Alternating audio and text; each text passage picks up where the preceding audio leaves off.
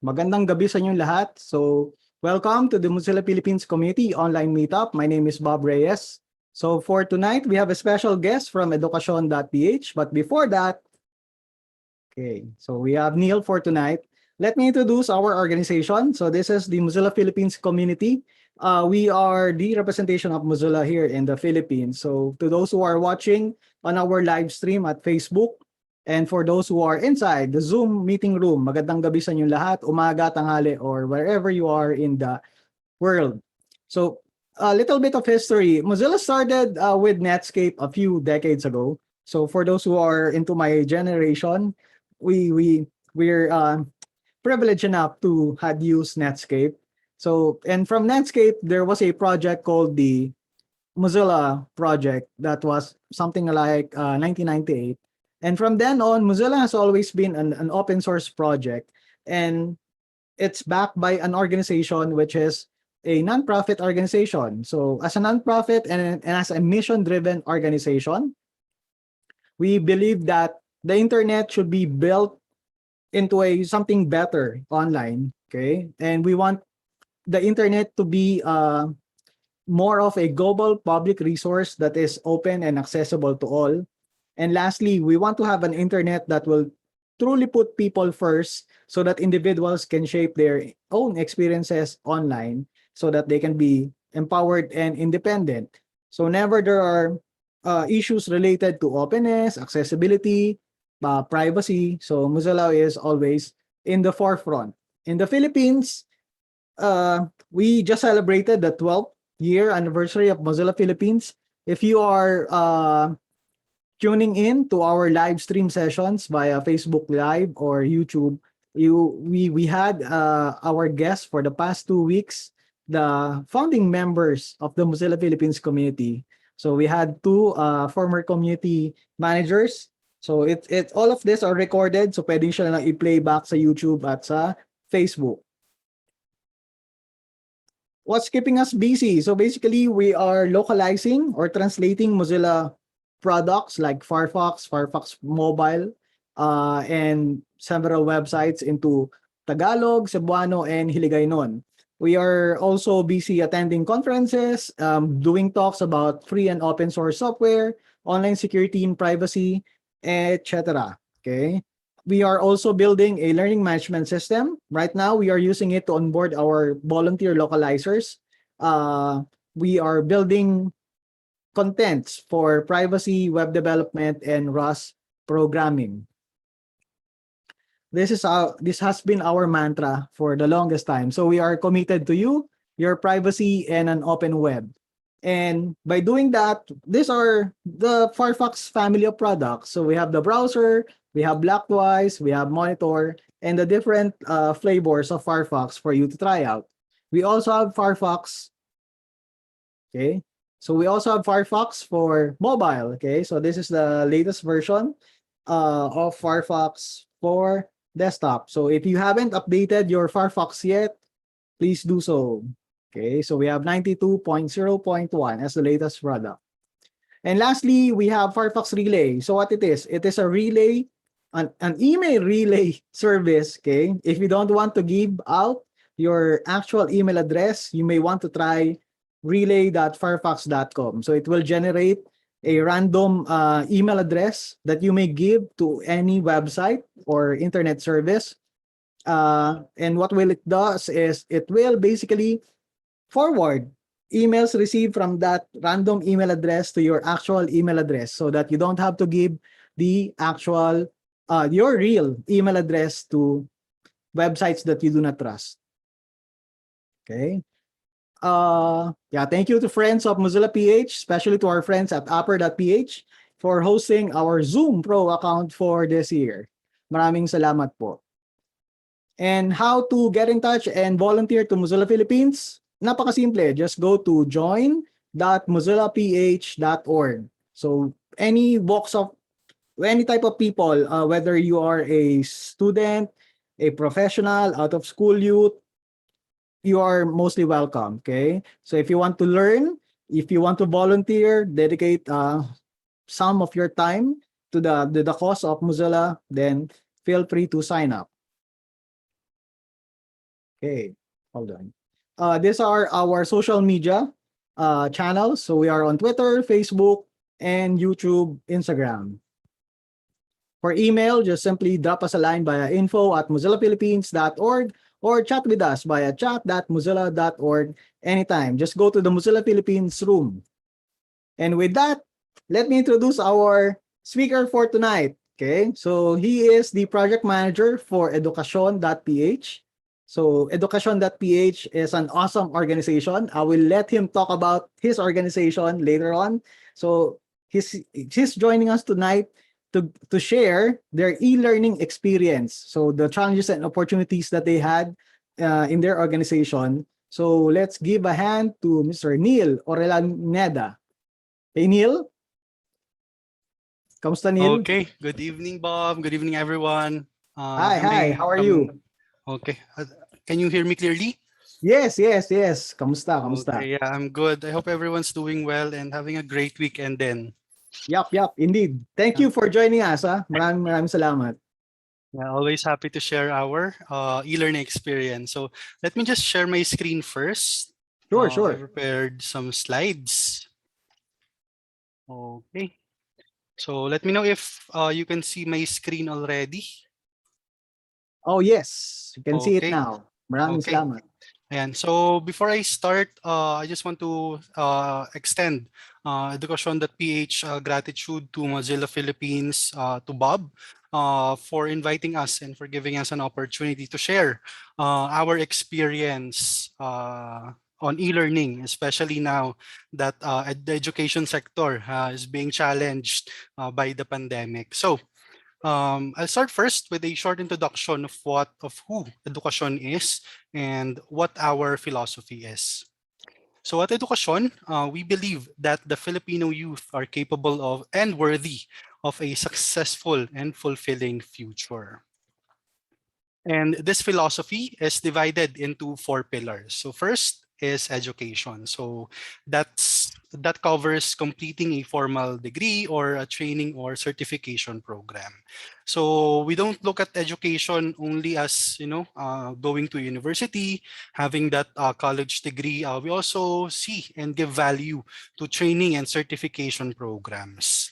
And the next pillar for our philosophy is, of course, support.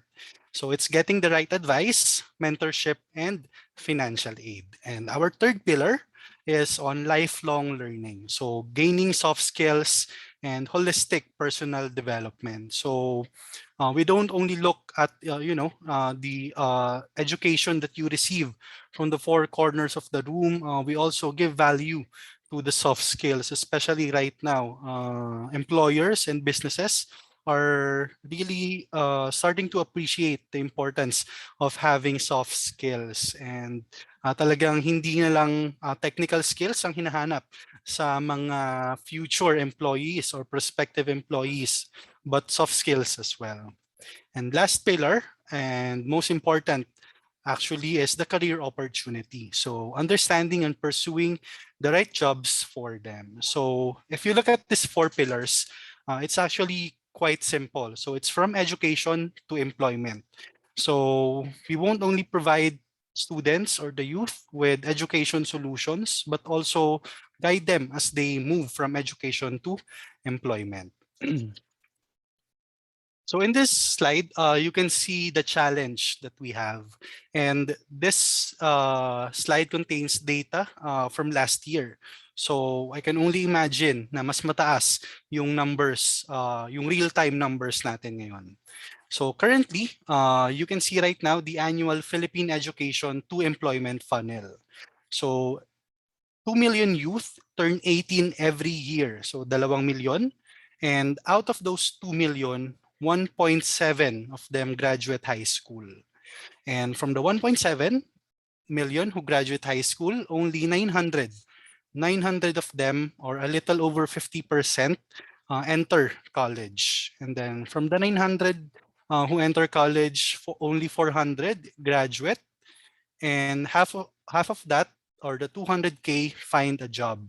So medyo mababa when you think about it, especially knowing that based on the recent data, merong 1 million unfulfilled entry-level jobs or entry-level openings and 200K lang noon ang nafulfill ng mga college graduates. So what's preventing them from pursuing the right opportunities? What's preventing the remaining 300,000, the remaining 800,000, the remaining 500,000, the remaining 200,000 from pursuing the right opportunities? It can be divided into three parts: limited choices, lack of information or resource, and lack of guidance or advice. But where are we currently outside of those numbers? Ano ba yung situation on the ground? So I know everyone will agree that the pandemic or the current situation is affecting our numbers or our students further. Online classes are problematic. I'm sure you can understand. Siguro meron kayong mga kapatid, mga pamangkin, or you yourself are pursuing higher education and would agree na online classes are problematic. And other than that, college enrollment rates are also falling and job opportunities are scarce. So talagang iba ang naging effect ng pandemic sa ating country on all aspects, not only sa mga employees kaya natin, but also to our learners. So Edukasyon.ph is the largest youth-oriented edtech platform in the Philippines. So we launched in 2015. So we're a fairly young organization. So I think magsa 7 years pa lang ang edukasyon next year. But since our launch in 2015, we've had 10 million students who visit our website every year and 650K as of the moment registered users.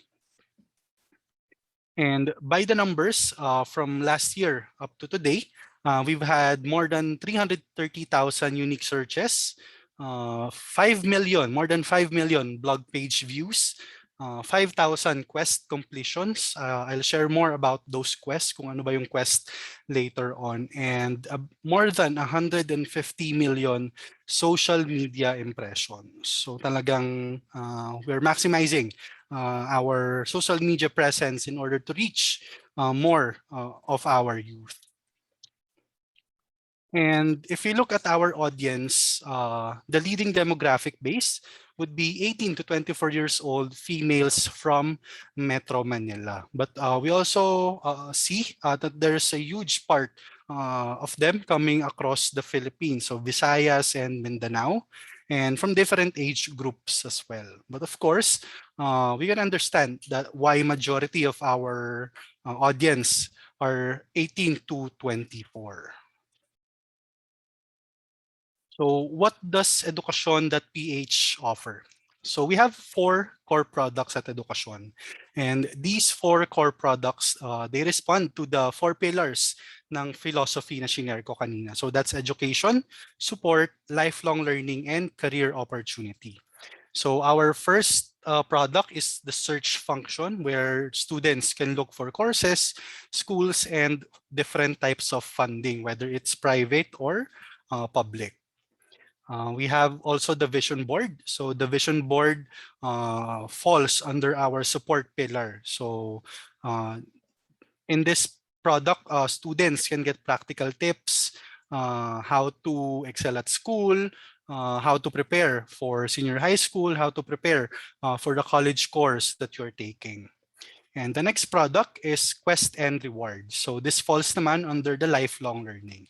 So I'll share more on the Quest and Rewards later.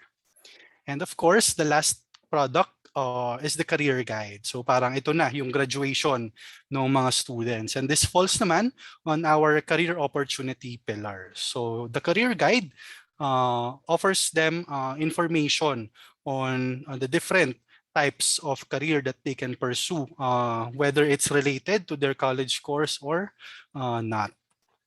So yun yung 4 na products ng Edukasyon.ph. And I'm going to share right now the different engagements that we've had with different organizations that focuses on e-learning. So E-learning is not just limited to talagang formal education na nag-aaral si student ng modules, kigrade na ni teacher, magkakaroon ng assessment, graduate, etc. We also look at online learning as fun activities, fun training or certification programs. So the first one that I'm going to share is the engagement that we had with Universal Robina. So we had this engagement or educational content campaign at the start of the pandemic. So the engagement is encouraging the youth to keep moving in spite of the new normal. So some of you may agree, and siguro meron dito sa group na naging hobby ang baking noong kasagsagan ng lockdowns, mga early lockdowns last year. So the challenge was to continue to support the growth of aspiring baker entrepreneurs despite the pandemic. So our solution, the solution that we offered, are online baking classes to provide students with inspiration to continue on the path to becoming baker entrepreneurs.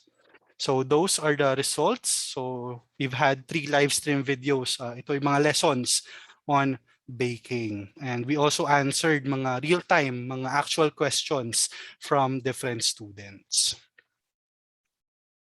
We also had this engagement with Garnier, leading the fight against plastic pollution. So our engagement also brings the student outside of the usual topics na tinuturo sa school.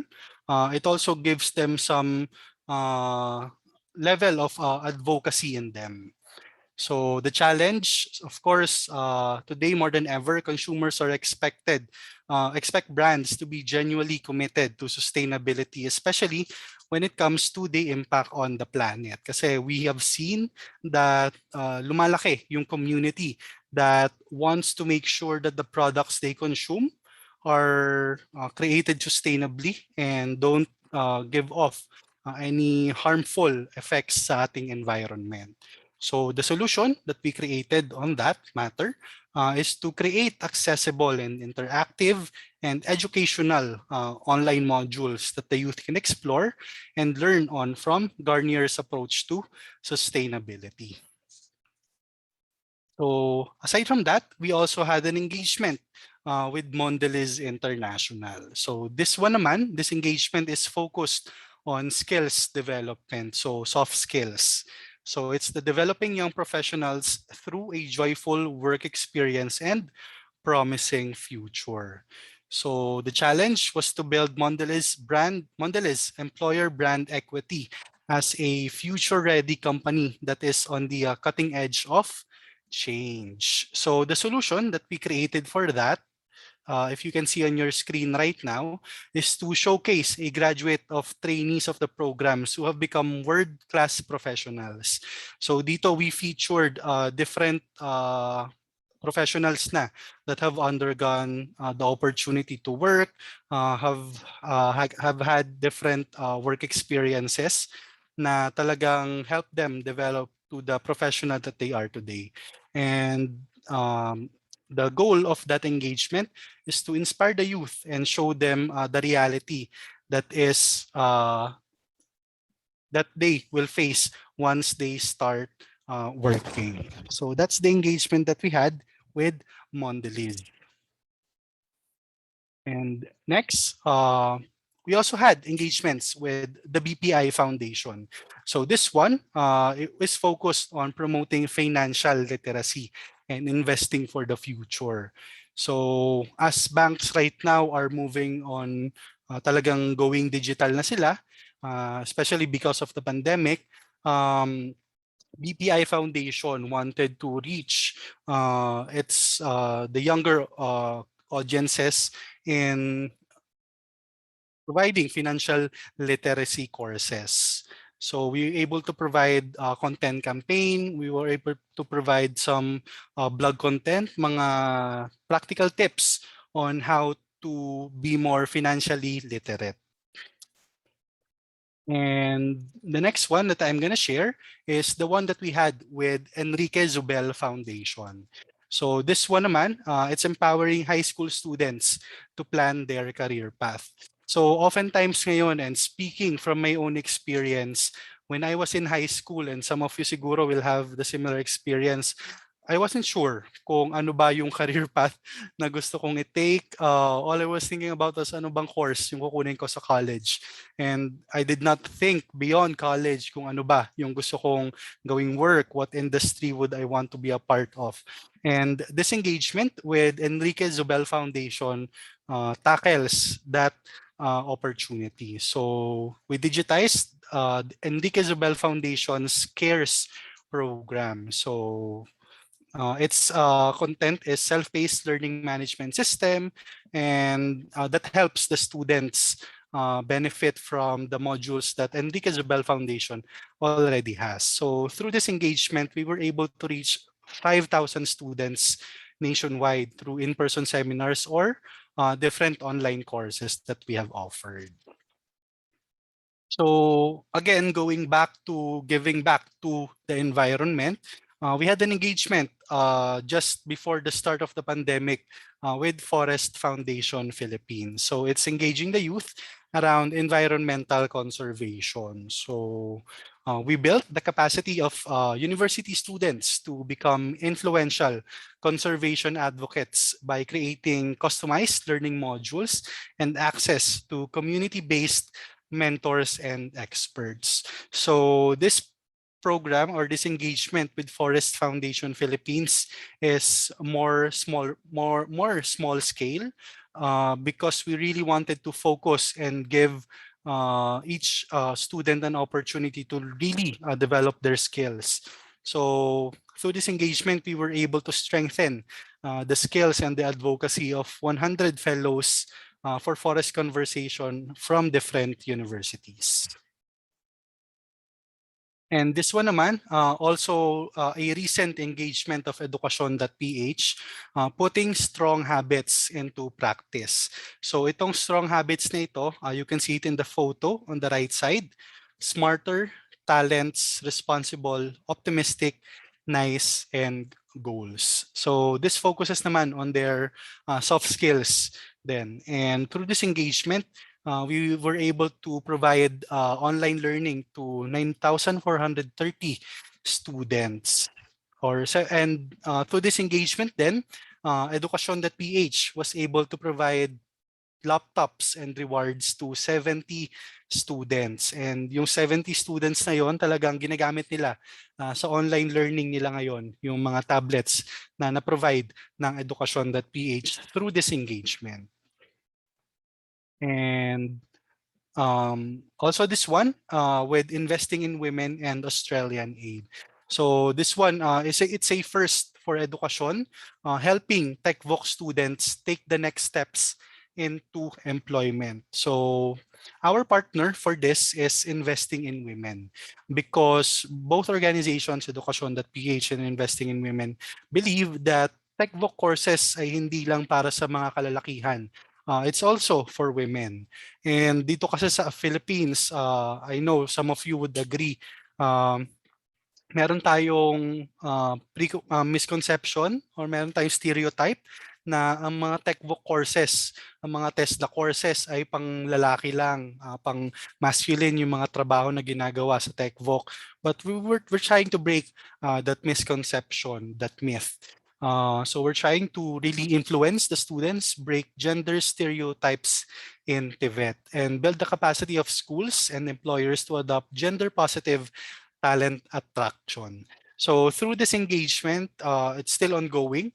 We were able to equip 114 TVET school staff and employers with gender responsive communication strategies. So we're in this engagement, we're highlighting yung mga female natin na welders, mga babaeng employees that are usually in jobs that are occupied by men. And I'm sure in the tech industry, you can also say the same. I've been in different tech companies. I've had the opportunity to work with them on different engagements. And karamihan ng employees na nakikita ko, even in this meeting right now, majority ay men. But we will all agree, and I know everyone believes that women are equally as capable as men in terms of doing tech jobs. So that's something that we're trying to tackle and discuss in this engagement with investing in women. And this one, siguro some of you are aware or have been a part of this community with AWS Ciclab Pilipinas. So through this engagement, we are promoting cloud technology as a possible career path. So we're guiding students by giving them case competitions, lectures, workshops, and a career fair to help them explore the opportunities that are available to them. So we were able to do a 2-day webinar event with more than 1,000 registered users. And we were also able to partner with 8 companies for the AWS Career Fair. So I'm going to show you a video right now about our weekly Community Ignite series. So let me know if may problems sa video, but I will start it right now. I'm Rafael Kisumbing. I'm Grace. Representing the R Users Group of the Philippines. I'm the CEO and founder of Filter. Very excited to share AWS UG Build Hers Plus. I'm a volunteer and co-organizer. Very important that you have the knowledge of what's the culture that you really want to put in place. For us, it's really about finding really great, world-class digital and e-commerce talent. The Philippines has been a very good place to be. Technology is actually a great equalizer. The community's inspiration is that, there's a safe space. The fact that you joined, that's already a big step. Having the platform of a very clear vision and values and a mission of the business and empowering people to make decisions. This will not be the only episode that you will see. We will have a lot more.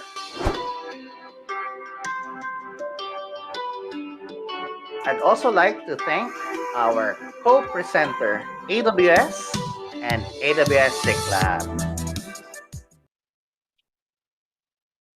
So that's our AWS Ciclab Pilipinas engagement. So some of you, siguro you're aware of or have been a part already of that engagement.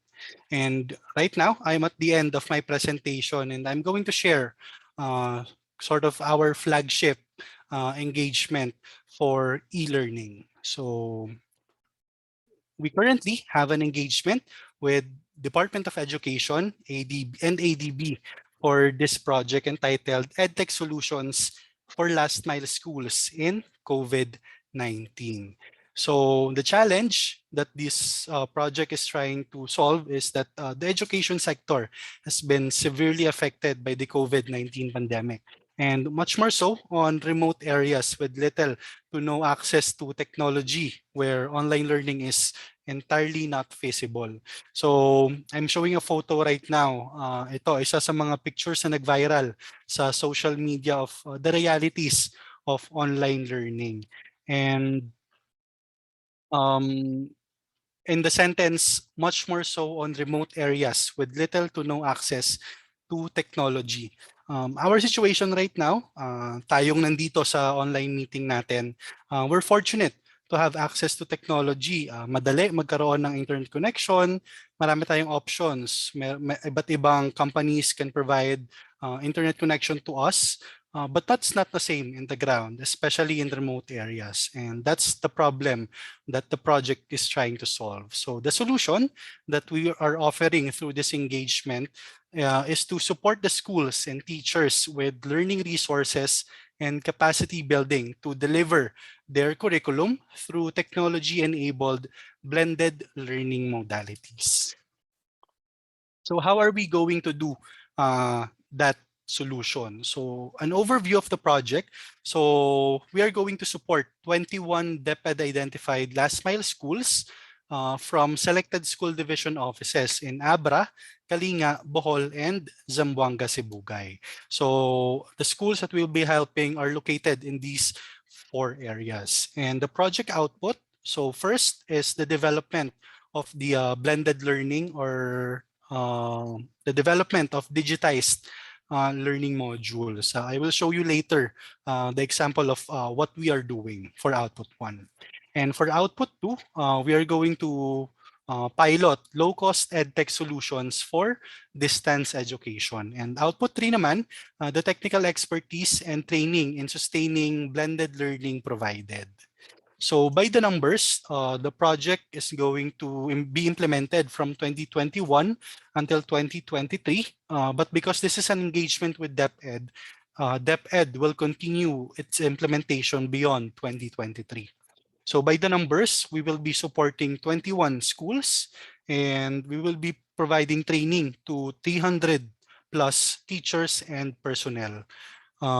Throughout the engagement, we will also reach more than 9,000 students, and we are also going to provide 3,500 tablets to students and teachers. So I'm going to stop my sharing of the slides and going to show you a sample of how we are going to enable online learning.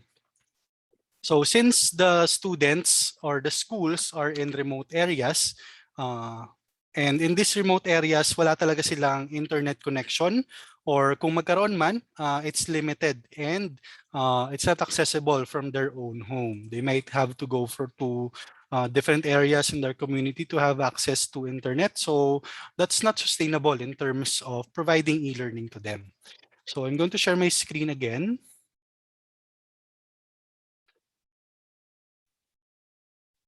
And I'm showing you right now our Moodle dashboard. So some of you may be familiar with Moodle. So we are going to deploy our e-learning platform with the use of Moodle. So this is their dashboard. And this is a sample module that we are currently developing. So sa mga may favorite dyan sa math, so siguro merong ilan. So this is the sample module that we have for grade 7 students. So this is their lesson. And then we have a gamified activity. So it's a drag and drop activity. So very interactive and very easy to use, especially with the tablets that we are going to provide. So let's just do the activity and check. So 9 out of 9. So this is an example of the gamified activities that we will be providing through this e-learning or the digitized learning module. And some of you might say or might think na standard na yan sa atin. Parang hindi naman bago yung ganitong technology. But I'm going to show you right now what DepEd is currently using. So they're currently using a PDF module. These PDF modules are printed by the school divisions in Abra, Kalinga, Bohol, and Zamboanga, Sibugay. And then these printed modules are distributed to the students physically. So si student, nire-review niya yung lesson dito. Sinasagutan niya yung activities manually. And then the modules are submitted kay teacher. So this digitized learning module is a big step up to them, for them, compared to what DepEd is currently implementing. So when you look at this module, siguro for the first few modules, may excite ka pang gawin siya, mag-isa sa bahay, may excite ka pang mag-circle ng mga tamang sagot, mag-drag and drop ng mga activities, mag-color, maghintay ng response ng scores mo. But kapag tumagal, let's say 6 months ka na online learning, this gets tedious, this gets repetitive, and this gets boring. And that's not a good thing for our learners, especially grade 7, 8, 9, 10, and 11. So this digitized learning module that we are providing is really interactive and would invigorate their interest in learning. So that's the e-learning experience of Edukasyon.ph. I am not going to share any more discussion. I wanted this engagement with you to be an opportunity for us to also share our own e-learning experience. Na since ang e-learning nga ay hindi naman siya kapag nakagraduate ka ng college, wala ka nang matututunan after. E-learning is also in the private sector. Even as an employee, you're given an opportunity to learn, you're given an opportunity to attend online trainings. So this can be a time for us to discuss and share those experiences. So that's it for Edukasyon.ph, and we hope that we were able to share or provide a glimpse of the reality of e-learning on the ground. Thank you, Bob. And if there are any questions or Yes, any may discussion. mga tanong na actually. I have personal questions pero we'll go with the chat first. Maraming Okay. salamat Neil, for an awesome presentation. Ako personally, I'm a fan of Moodle. Siguro hindi pa kayo nagtatrabaho. As early as 2003, we're using Moodle already and in its infancy. So may tanong si Joanna. So sabi niya, quick question po. Except Moodle, what are other platforms are you using for e-learning? For e-learning, with the engagement with DepEd and ADB, we're currently using Moodle because Moodle yung system na ginagamit ni DepEd. And we did not want to introduce a different learning curve for the students, for the teachers. We wanted to make sure na whatever solution we offer, it's already something that they're doing and we're improving their system lang, providing upgrades, kumbaga. And some of you might be curious na ginagamit na pala siya ni DepEd, bakit i-deploy nyo pa ulit? As I've mentioned earlier, this will be deployed in the last mile schools, yung mga remote areas. And currently, yung system kasi ni DepEd is accessible lang online. But not everyone can be online. Kahit ako, minsan, nabibiktima na ako ng dalawang internet providers, walang connection. So that's the situation that we are in. Yeah. So that's on the Moodle, why Moodle is being used for that engagement. But for other platforms, currently, our website, edukasyon.ph, is being utilized by our organization to develop some form of e-learning. So hindi siya formal na magte-take si student ng course, mag-grade siya ni teacher. The e-learning experience we offer at our website organically is more on activities, gamified quests. Some of them actually you can take and you can learn from. There. Cool. Awesome. So let's say this is more of my personal question. So salamat Joanna dun sa tanong mo. So sana nasagot ni Neil.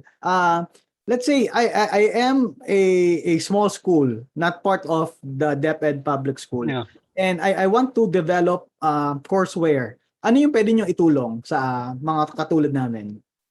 For small schools, what we can offer is we're not only providing solution to the students.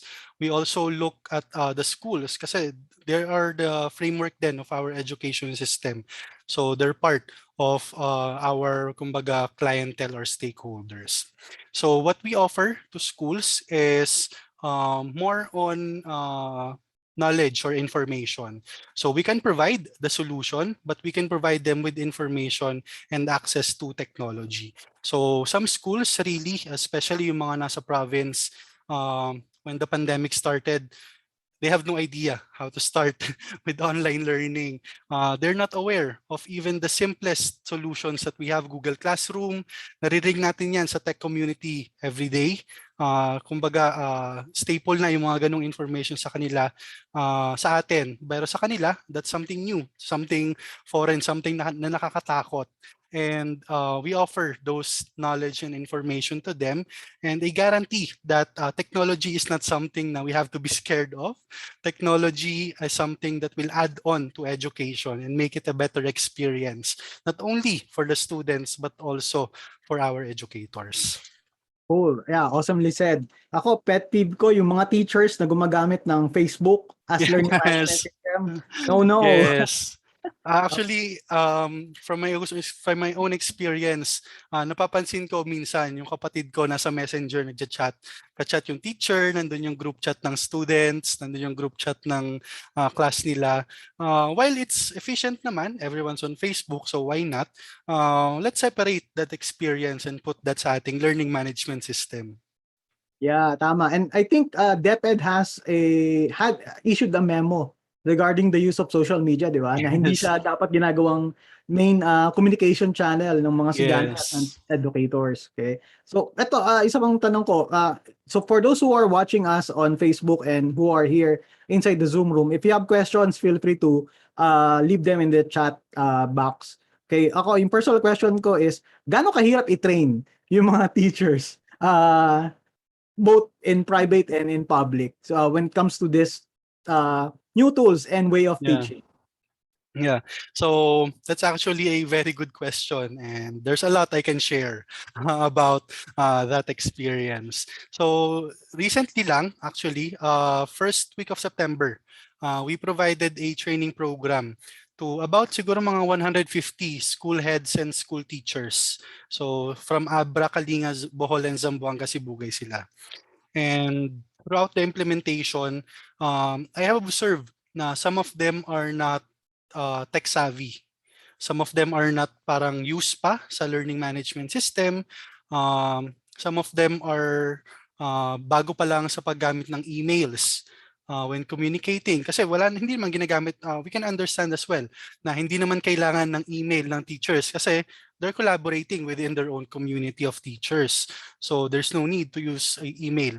But when we look at that, email is something na parang minimum requirement na kaya mong gawin as an employee right now. And that's something that teachers lack, but we don't take it against them. We look at that as an opportunity for them to be more aware of the technologies that we can offer. And during our training program with them early September, because the system that we're going to provide for the EdTech Solutions project that we have right now is LAN-based. So hindi kami gagamit entirely ng internet connection. All the materials will be uploaded sa server ni DepEd sa school, sa community mismo. And then the students will just connect to the server para mag-download ng lessons nila siguro for this week. And babalik na sila sa bahay nila to take their modules for that specific period. And some of the teachers don't understand how local area network works. Throughout the training program, may mga naririnig pa rin tayong comments na wala pong internet sa school namin, walang internet yung estudyante ko, paano niya ma-access yung modules na ipoprovide natin. So that's the situation that we are facing right now. It's not something against the teachers, it's not something against the DepEd, but it's an opportunity for us to grow. And it's lahat naman tayo nag-start from scratch. Kahit ako, before hindi naman ako sanay mag-Zoom, hindi naman ako sanay mag-share ng screen, but that's something I learned throughout the pandemic. And that's also how we see it at Edukasyon. We're not only teaching the students, we're also teaching ourselves and our teachers. There, awesome. So sa mga kabatch ko, sa mga kaedaran ko, yung LAN, parang yung LAN party nung mga bata tayo. Hindi naglalaro tayo, wala pang internet, pero it was one awesome way of playing and using the computers. So yun. So sino pa may tanong sa ating chat or sa ating viewers? So I'm monitoring also the Facebook live feed. So baka may mga tanong kayo, lagay nyo lang dyan habang nandito si Neil bago natin siya pakawalan. So yun. Siguro is, ano ba yung sa tingin mo tamang approach when it comes to e-learning? Kasi ang dating sa some parents, ang dating sa kanila is once their children have the equipment, say tablet or laptop, that's e-learning already. So Yes. ano ba yung role dapat ng parents when it comes to e-learning? Yeah. First, on the first question you raised, yung paano ba or our perspective on e-learning. We don't look at e-learning as a product. We don't look at it as a solution. We look at it as an experience. experience for the students and the teachers. At Edukasyon, we always say na we're not only digitizing the modules, we're creating an learning experience for them. So we always think, paano ba titingnan ni student itong module natin? Paano niya ita-take? May excite ba siya? Mabobore ba siya sa mga activities na gagawin niya? So we're not only creating a solution, we're creating an experience. And on the role of the parents to the students, to their kids na nagtitake ng e-learning is really guidance and monitoring. We're not taking against them if they're distracted. Kahit ako minsan at work, working remotely, I get distracted by a lot of things. May mga tumatawag, yung mga pets na kailangan ka, mga responsibilities sa bahay. So it's really difficult to focus on one thing, let alone students na nag-aaral, madidistract yan, games, socialization with friends, matulog, something I'm guilty of. So really is guidance and monitoring because e-learning is difficult. It's not easy. We're not saying na e-learning will solve all of the problems ng schools, ng teachers, ng students, ng parents. So it's a solution, but it requires input from everyone: the students, the teachers, and the parents. Cool. Awesomely said. Yeah. So we are building experiences, not solutions. That is one cool way of putting it. Okay. So kasi yung ibang yung ibang parents na nakausap ko, ang dating sa kanilang e-learning parusa. Yes. May mga ganong times na ang dating sa kanila parusa yung e-learning. And we've been advocating this kind of thing for decades, and medyo Yes. I should say medyo huli ang Pilipinas pagdating sa adoption ng e-learning Yes. compared to our sister countries or neighbor countries in Definitely. Southeast Asia. So Yeah. yun, so sino pa may tanong sa ating chat? Huwag na kayo mahiya. Okay, sandali May nag-message sa akin, baka may tanong. And if I may add then, Bob, Sure, on the go. parents, we at the project that we are working on right now with ADB and DepEd, we also consider the parents as part of our stakeholders. So we will be providing tablets to the students, and based on the conversations we had with the teachers, walang access to tablets sa mga students. Most likely, first time nilang gagamit ng tablet. So hindi pa sila maalam kung paano ba siya gamitin, paano yung proper care. So we are also incorporating the parents in the project.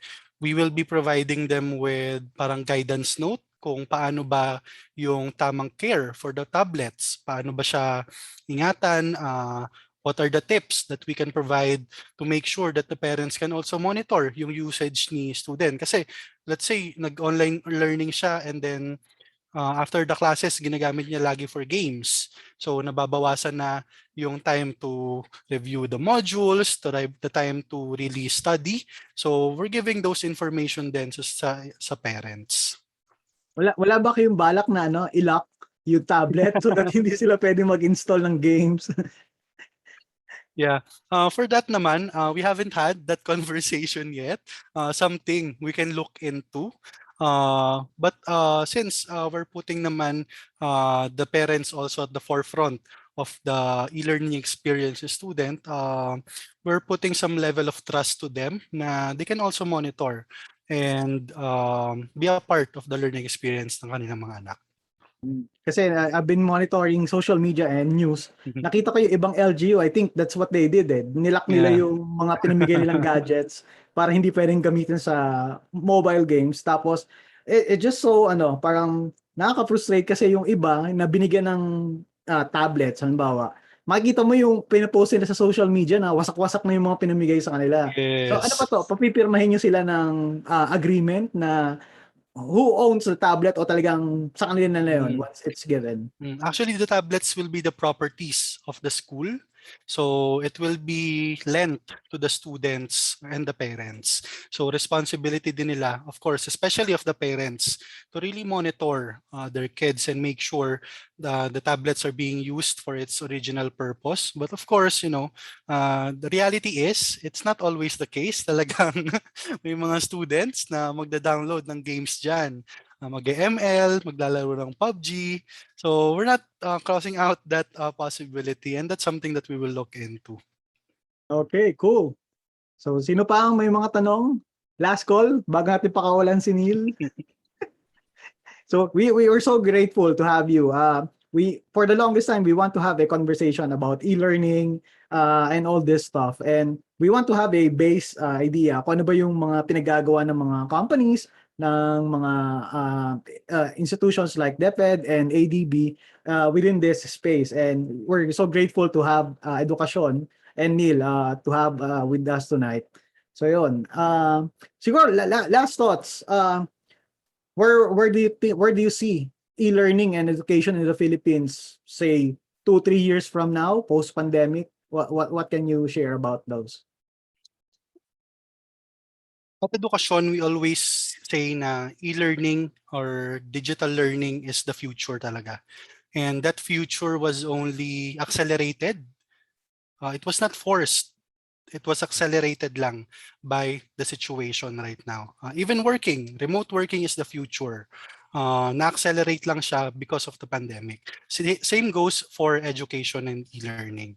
And what we can say about e-learning is that it's not, as I mentioned nga kanina, it's not something that we have to be scared of. It's something that we have to embrace and welcome, because it's something that will allow everyone to have access to education. If you will think about the engagement right now we have with ADB and DepEd, yung learning modality nila is luma pa, dated na, something na obsolete, something that we would think na obsolete, hindi na, parang basic na lang yan. But for them, yun pa yung norm, yun pa yung best na kayang i-provide ng technology sa kanila.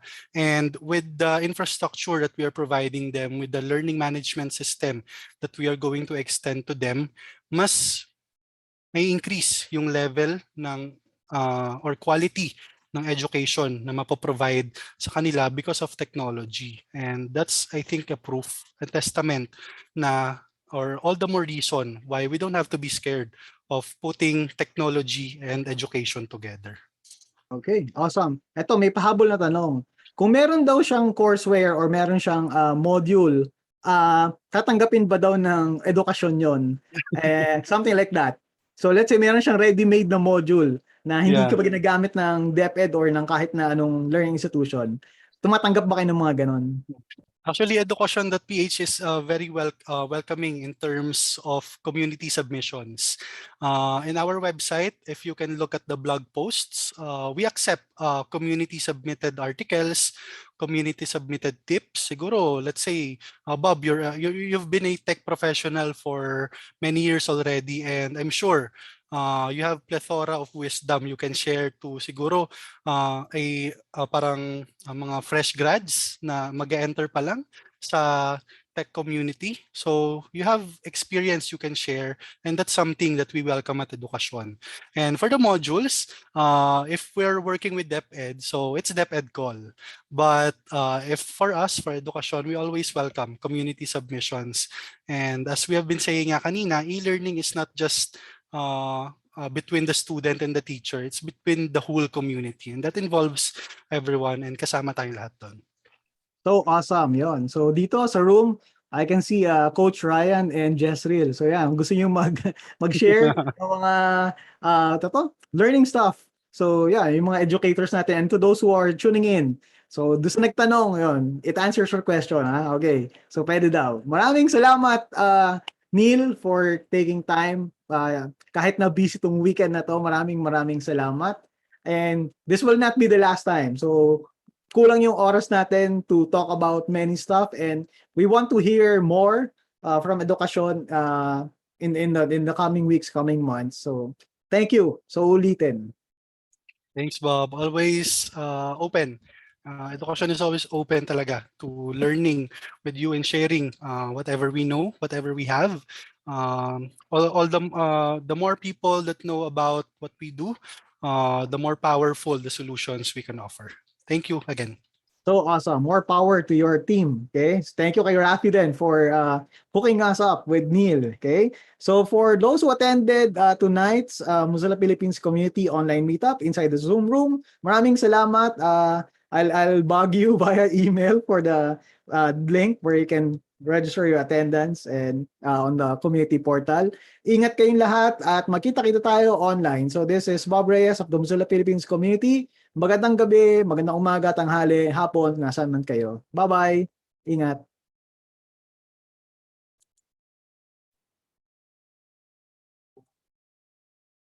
Salamat, salamat. See you all.